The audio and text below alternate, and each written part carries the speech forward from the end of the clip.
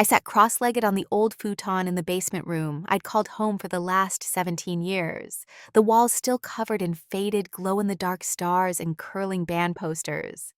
I didn't even like anymore. It smelled like damp carpet and unspoken resentments. My laptop glowed softly beside me, screen frozen on a single line. College fund balance, 46,320.12. My finger hovered over the transfer button. It shook. Upstairs, voices echoed through the floorboards. My father. Dan cursing again, slamming something on the kitchen table. My mom. Elaine weeping in hushed tones from the living room. Another family emergency, more collection notices stacked like tombstones on the counter. They hadn't said it out loud. Not yet. But the expectation crept through the house like mold, unspoken, heavy, and impossible to escape. 6 months ago, I had been choosing bedding colors for my Columbia dorm researching bookstores near campus. Picturing fall in Manhattan, I was supposed to be the first in our family to go to college. But somewhere between Dad losing his job at the auto shop and Mom maxing out 12 credit cards, those dreams turned from solid plans to vapor, something to be sacrificed, something disposable. "Sophie, we need to talk," Dan barked from the top of the stairs. That tone, the one that didn't leave room for argument, the one that always meant, "Your needs don't matter now." I closed the laptop. It's just money. I told myself I could take a year off, maybe 2, save again, dreams could wait. Family couldn't, right. I found them in the kitchen, Mom clutching a tissue shredded to ribbons, Dan pacing like a man on trial. The table was littered with angry red notices. "You're almost 18, Dad said, skipping any pleasantries.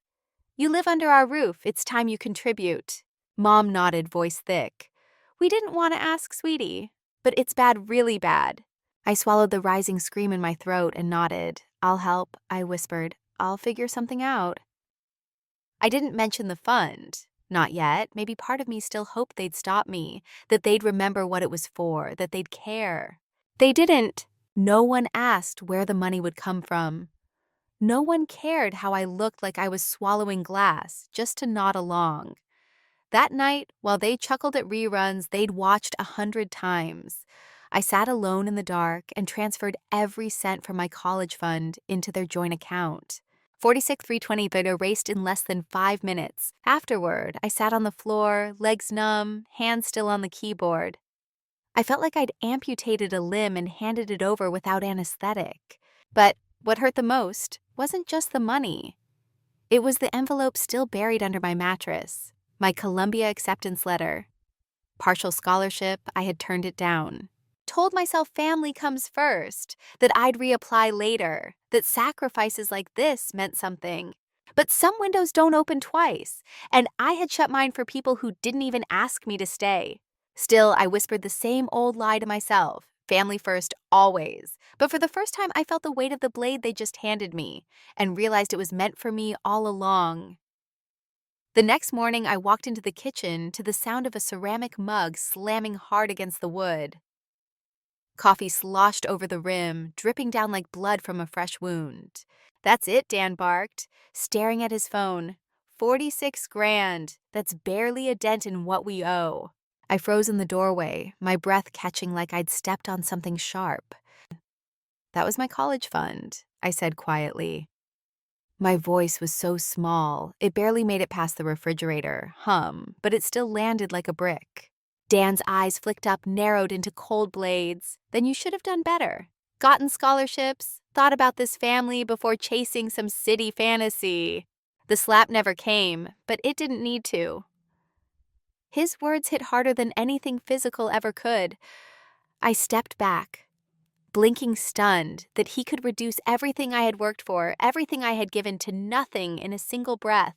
"You're dead to us," he snarled. The words rang out and echoed against the walls. Elaine didn't move.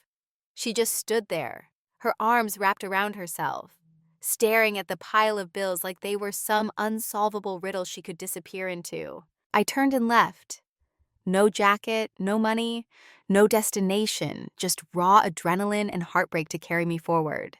I walked for hours past the gas station, where we used to buy ice cream in the summer, past shuttered factories that looked like skeletons in the fog, past homes with peeling paint and broken porches that sagged like tired shoulders. Everything in this town looked like it had been waiting for salvation that never came. I ended up on a rusted bench near the Willamette River, the one by the post office. I sat there for a long time, letting the cold wind sting my cheeks, until tears finally broke free, quiet, steady, disobedient. Not the kind of sobs that demanded attention, the kind that came from something too broken to scream. They were supposed to protect me. They were supposed to be proud of me. Instead, I gutted my future to save theirs, and they banished me like I was never one of them to begin with. That was the first crack. The first time I truly understood real love doesn't ask you to bleed for someone else's wounds.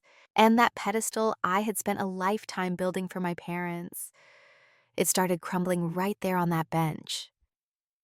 I went back that night because I had nowhere else to go.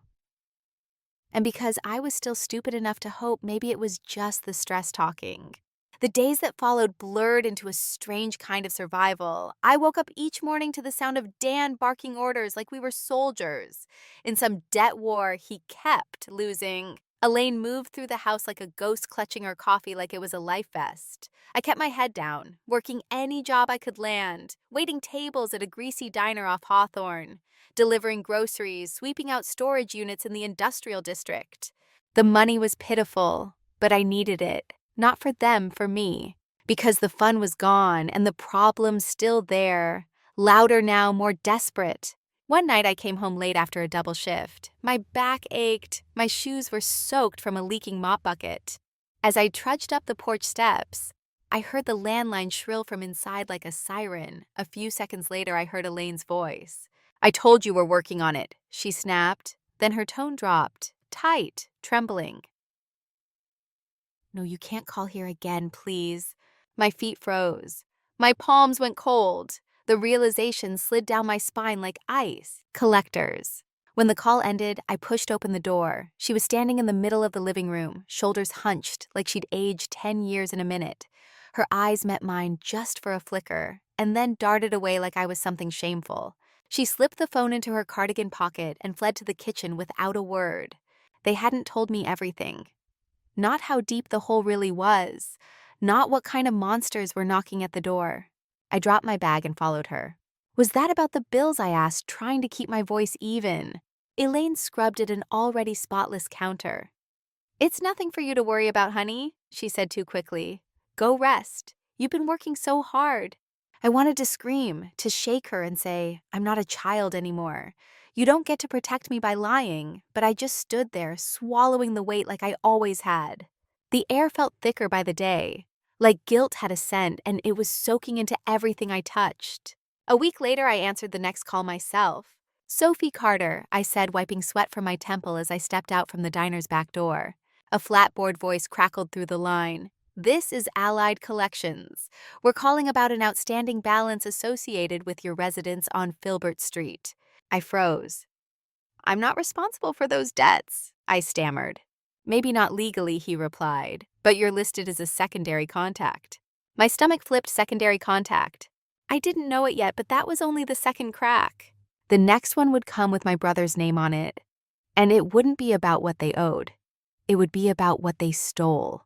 Final notice before legal action. I hung up without a word, the finality of it all crashing down on me like a tidal wave. I stood outside the gas station, breath fogging in the early evening air, heart thudding like it was trying to escape my chest. The whole town around me felt like it was holding its breath, just like I was. Broken, waiting, stuck. When I got back to the house, I checked the mailbox before heading inside. My hands were still trembling, knuckles pale. Buried between grocery coupons and another final notice was an envelope from a credit bureau I didn't recognize. I opened it on the porch steps. Inside was a statement for a credit card I'd never applied for under my name charges from online stores I'd never visited. A video game bundle, 2 sets of wireless earbuds, Uber Eats receipts from nights I wasn't even home. My stomach dropped as I read the total. Over $3,000. I called the number on the letter. The woman on the other end asked me to verify my social security number. I hesitated. Then she read it to me. My number, my name, my address. That account was opened 6 weeks ago, she said. Do you want to file a fraud report? My throat was dry. Who signed up for it? Sorry, we can't disclose that. But the IP address used matches the one associated with your primary residence. Only one person had access to that info, Eli, my brother, the one who spent all day glued to his screen while I worked double shifts, the one who hadn't lifted a finger when I gave up everything. I stormed into the house Dan was in his usual spot, beer in hand, eyes on the TV like nothing had changed in 20 years. Were you going to tell me I asked? Voice shaking. He barely turned to tell you what? That you listed me on your debts. That debt collectors are calling me. That Eli's using my name to open credit cards. He set his beer down with a thud. You live here. You're part of this family. It's your responsibility, too. I stared at him, stunned. My responsibility? I repeated. I gave up Columbia for you. I drained my college fund for you, and now I'm thousands in debt for things I didn't even buy. Dan stood slow and towering, his face flushed. You think you're better than us because you threw a few bucks around. Elaine appeared in the doorway, eyes wide. Sophie, please. You're upsetting your father. A bitter laugh escaped my lips. I've done nothing but upset myself for years to make him comfortable. I grabbed my jacket. My hands were still trembling, but I wasn't scared. I was done. I'm going out, I said. Dan's voice followed me like a shot. Don't bother coming back if you're gonna act like this. The door slammed behind me, the echo rattling something loose in my chest. I walked to no destination, just trying to outrun the weight of what I just uncovered. Every step pressed the betrayal deeper into my bones. My own brother had stolen my identity, and no one had even blinked. They hadn't apologized, hadn't tried to fix it. They saw my generosity as infinite, my pain as irrelevant. I ended up on a bench outside the 7-Eleven, staring at a puddle of oil shimmering beneath the streetlight. I pulled out my phone, scrolled through the old emails, acceptance letters, scholarships, deferred dreams, all the things I had traded like poker chips in a game I never asked to play. And for what loyalty, love, family? Another call buzzed through. Sammy, monotone voice, another threat of legal action. I didn't answer this time. Instead, I leaned back, eyes on the bruised sky above Portland. For the first time, the thought came not as a question, but a vow. I'm not saving them again. The next morning, I woke to the sound of Dan screaming into the phone again. His voice tore through the paper-thin walls like gunfire. It was like waking up on the front lines of someone else's war, except the battlefield was our living room, and the only weapons were blame and bitterness. I told you we're working on it. Quit calling here. Then Elaine's voice floated up the stairs, frayed desperate. Please, just give us a little more time. Our daughter is helping. We have family helping us. Family. The word made bile rise in my throat. I rolled over and pulled the blanket over my head, as if fabric could muffle the weight of betrayal, as if cotton could shield me from the truth I now saw so clearly in this house. Help was just another word for drain. When I finally dragged myself downstairs, the kitchen looked like a crime scene, bills scattered across the table like confetti at a funeral, sticky notes with frantic numbers, overdue balances, and desperation-filled promises hung like warnings on the refrigerator. The phone cord was tangled around the blender like a noose. Elaine stood at the counter, gripping a chipped mug of cold coffee like it was the only thing tethering her to the ground. Her eyes were red and swollen. Sophie, she said softly, not turning to face me. Can you sit down? I didn't move for a second. That tone-low, trembling rehearse never brought good news. I pulled out a chair slowly and sat. The seat was ice against my skin. She turned. They're threatening legal action, she whispered. If we don't make a payment soon, they'll garnish Dad's wages. Maybe even repossess the car. I said nothing. We were thinking, she started, but I cut her off before she could finish. No, she blinked, like she hadn't even considered that word could come from me. Like no was a foreign language I had never learned until now. I already gave everything I had. I said each word landing with more weight than the last. I'm empty. I have nothing left. But you're working now, right? She said. Her voice too light, like she was trying to reason with a child. Even a little bit would help. Every little bit counts. I stared at her, stunned. How easy it was for her to ask for more, even when I had already given up my future, my peace, my name. I'm saving for a place of my own, I said quietly. A tiny apartment, maybe in Lentz. I need to start over. Her mouth twitched. Start over, she repeated like it was an insult.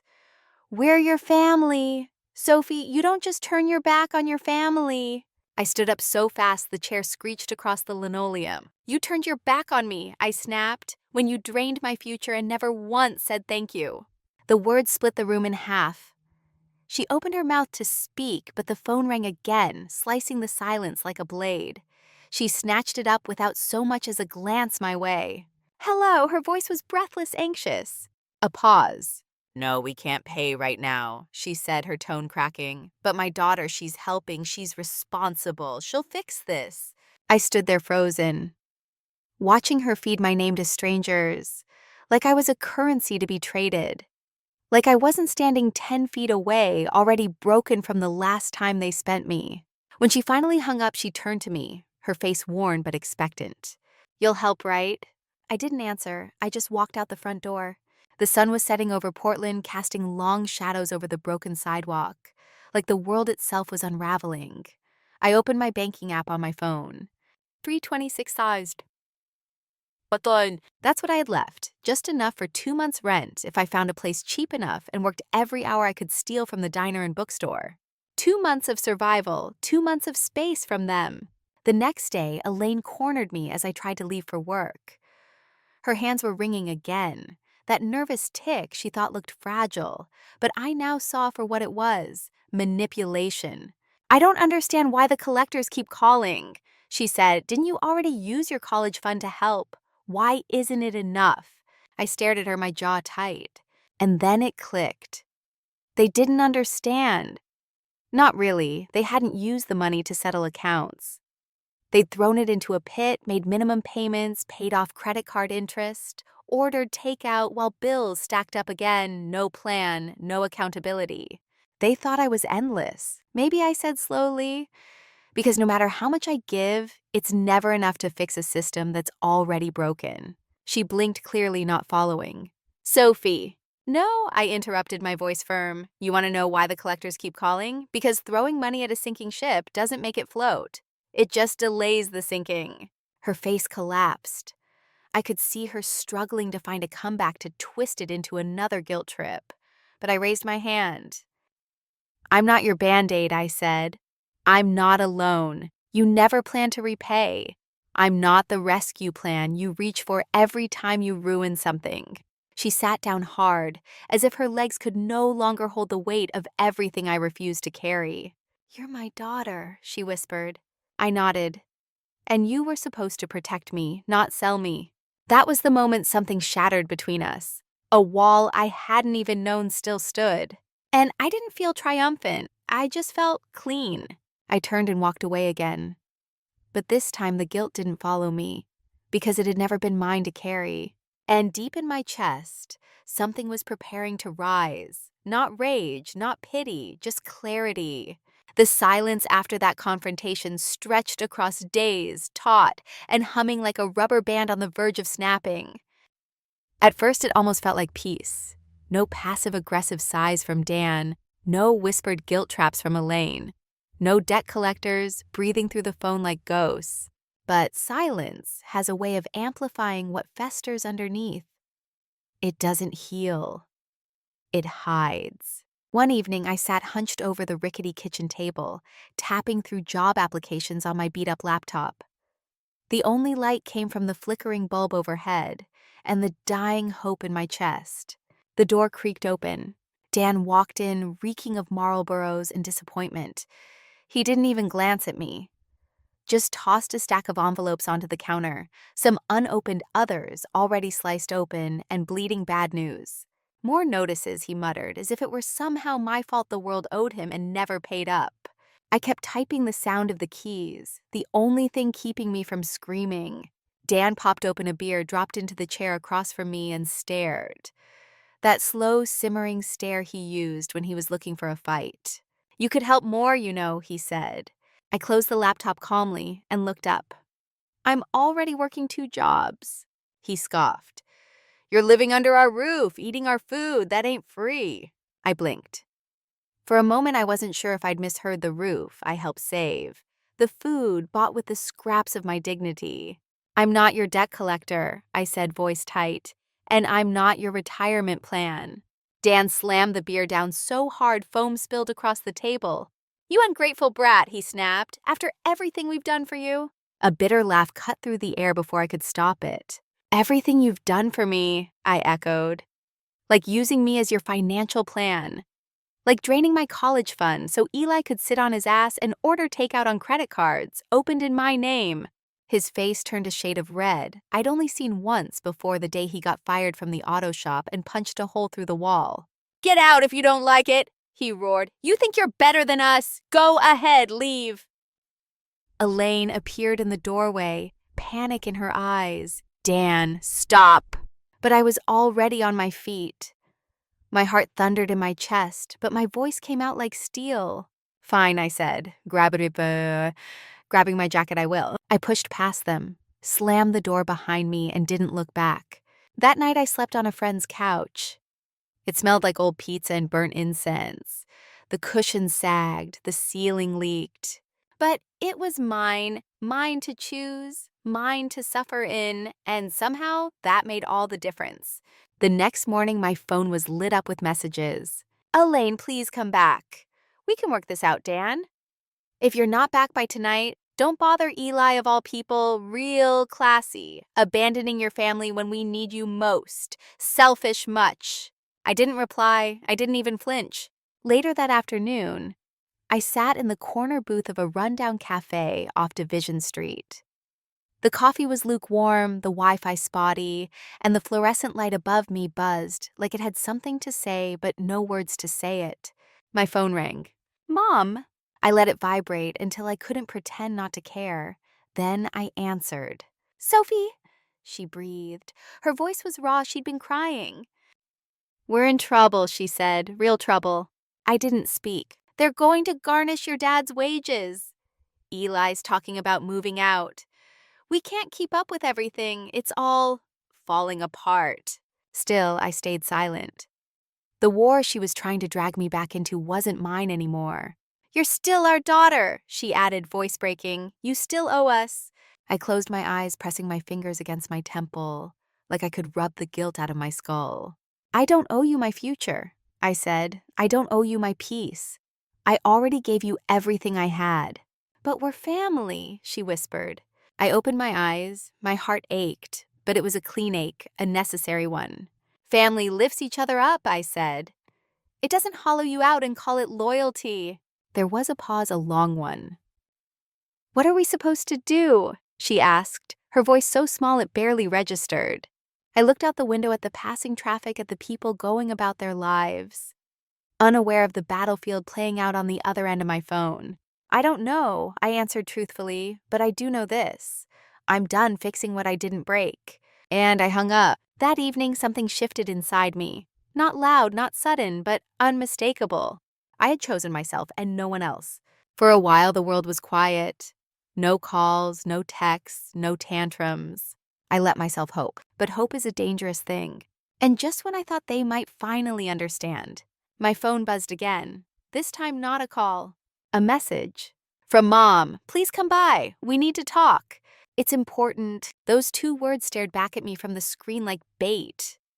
I hovered over the delete button, thumb twitching with restraint. I should have ignored it, should have blocked her number and moved on. But something in me, a flicker of old loyalty, or maybe just morbid curiosity, wouldn't let it go. I grabbed my keys and left before I could talk myself out of it. The house looked the same as when I walked out weeks ago, same sagging porch, same chipped paint, same gutters, bowing under years of neglect.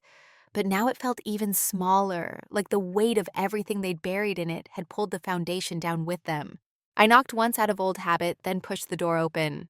Inside, the air was stale and thick with something sour, resentment, desperation, failure, the kind of heaviness that settles into walls when apologies are never spoken. Dan sat rigid at the kitchen table, arms crossed, eyes like blades. Elaine was pacing near the sink, wringing her hands into near-translucent threads. And Eli, of course, splayed across the couch like he owned oxygen, scrolling through his phone without even glancing up. Sophie, Elaine said, forcing a smile that cracked at the edges. "Can you sit down?" I stayed standing. "What's this about?"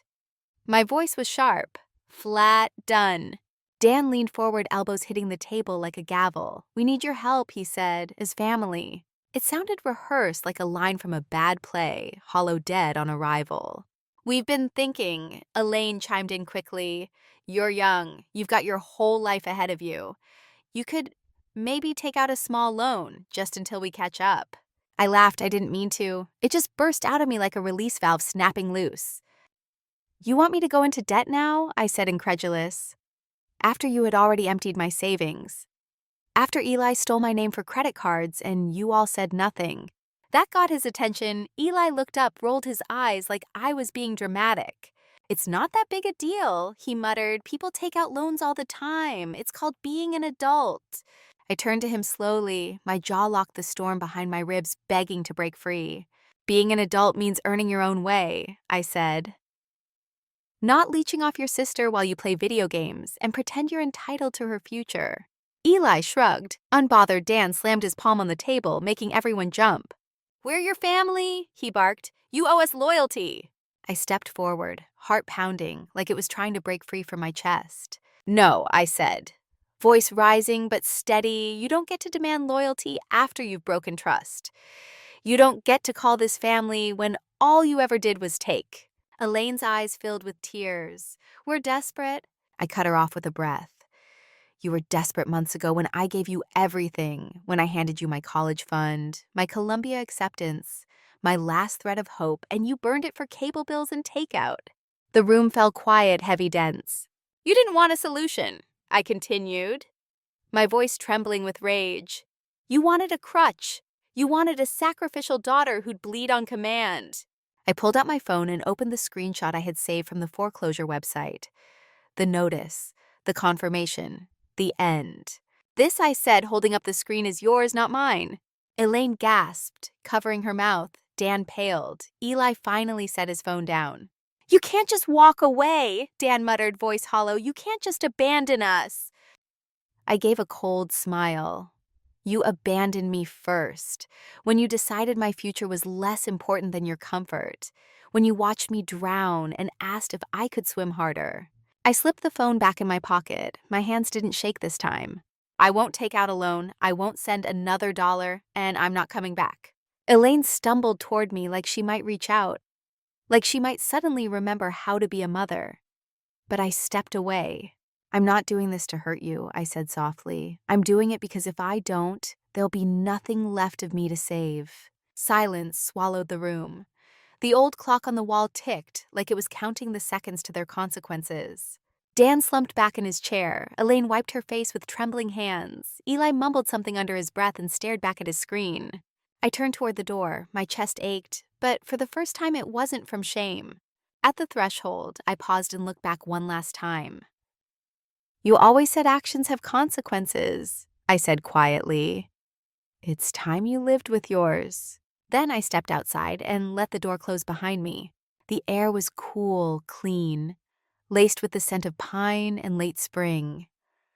My lungs expanded like they hadn't in years. For the first time, I didn't care if they called, didn't care if they begged, blamed, or broke. Because this time I had drawn the line, and I wasn't stepping back over it. The days after I walked out felt strange, like stepping into a new world with rules no one had explained, like being reborn into chaos. Only this time it was mine. The guilt came first, thick and suffocating, slipping into quiet moments like smoke under a door.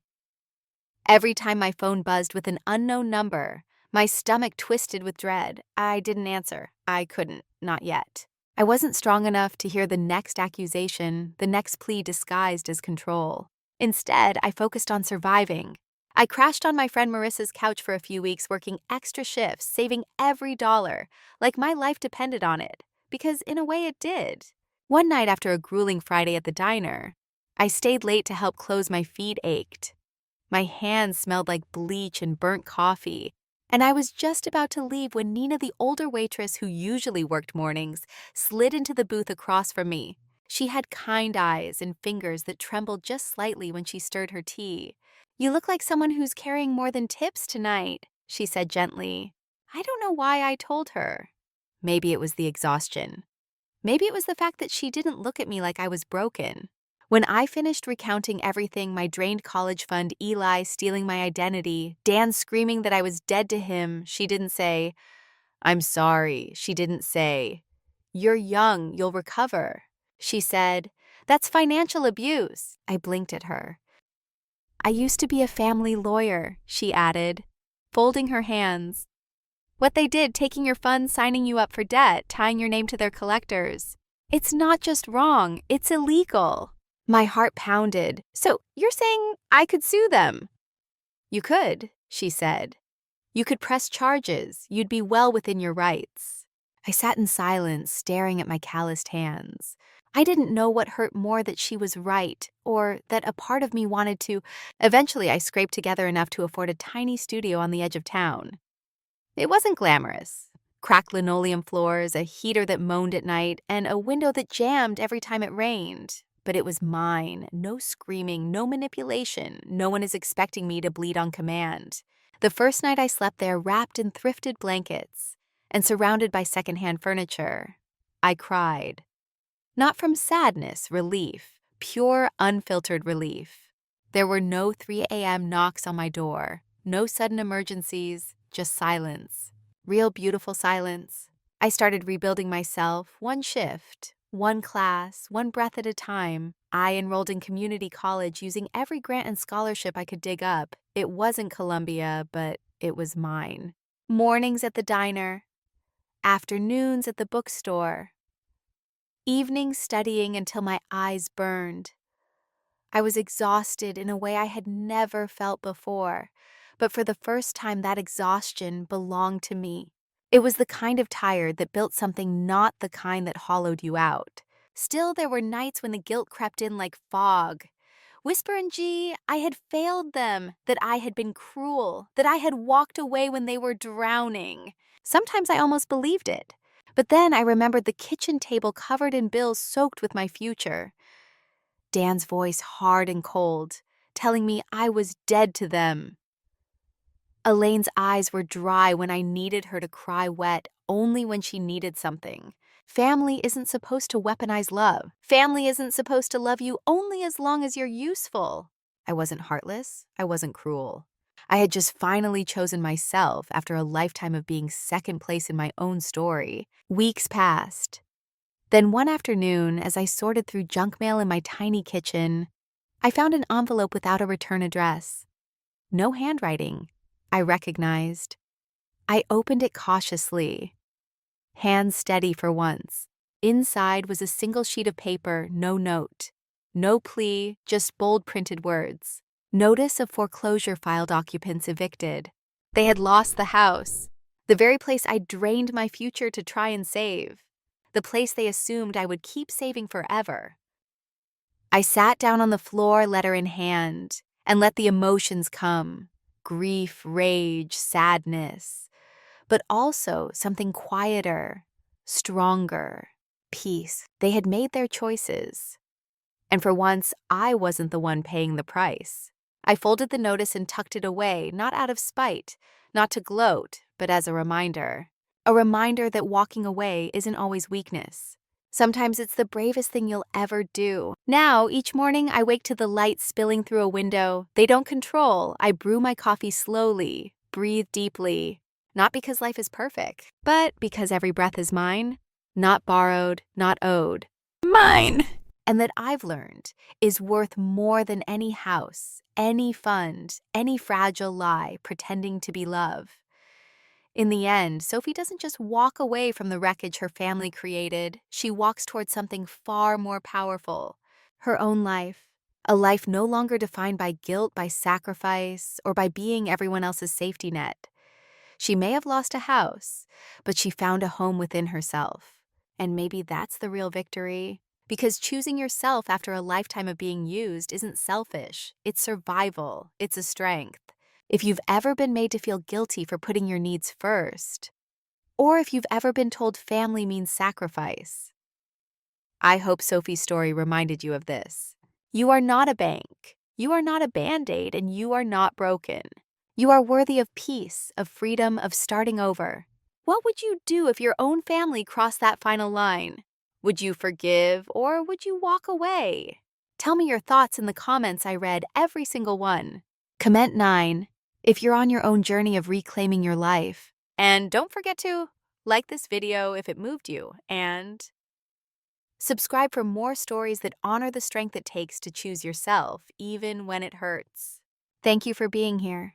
And remember, you don't owe anyone your future. You owe it to yourself to live it fully.